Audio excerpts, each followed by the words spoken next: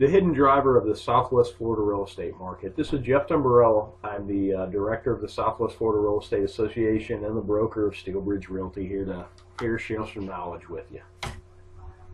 Understanding trends. Everybody talks about trends, but what exactly really is a trend? The verb version of a trend is to have a general tendency, set of events, conditions, or opinions.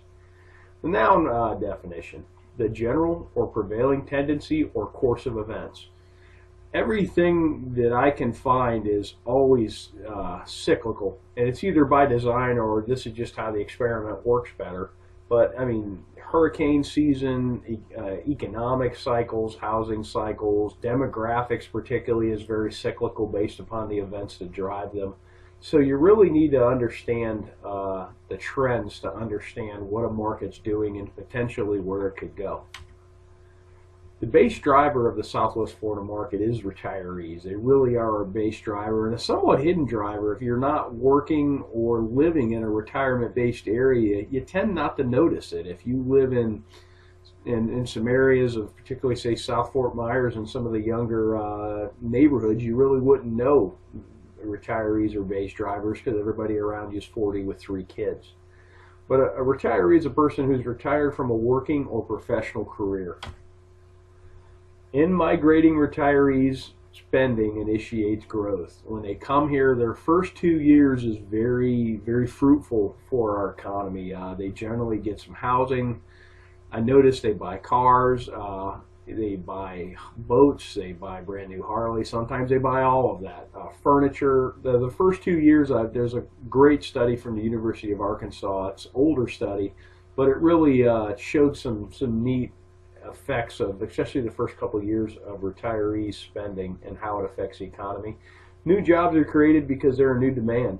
The neat part about the demand is most of the capital they bring from outside the market. So particularly if they're not working and retired, they literally just bleed money into our economy.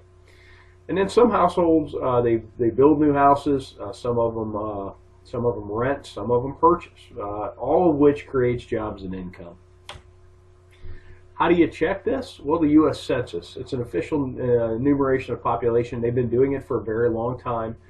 One particularly useful set of data is the count of live births. They have a lot of data sets, and if you've never been to the census page, you can download most anything there with the click of a button. It goes right into Excel, and you can work with it.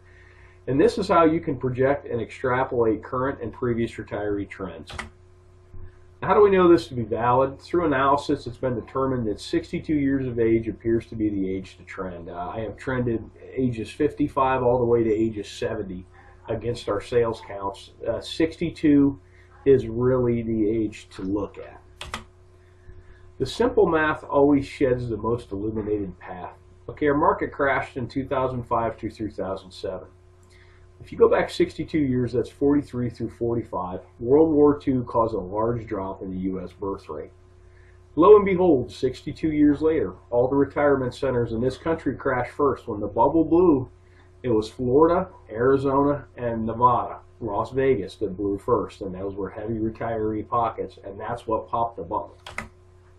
Take a look at the last cycle. Here's our sales counts, and here's the live births. Charted against one another. Now bear in mind, when the market blew up, everybody pulled back, but what's neat is when the market started to tick up again, it perfectly coincides with the retirees. March of 2008 was the first time we had a year-over-year sales increase in sales counts, and that perfectly correlates with the beginning of the baby boomers. Notes on the last cycle, you really have to understand the last cycle initially formed out of growth from retirees and then turned into a full-blown leverage-induced mania from 2004 to 2006. So what do these trends project about 2016? Well, we're going to talk about that at Real Estate Roadmap 2016. It's going to be October the 20th, Tuesday, 5 to 7:30.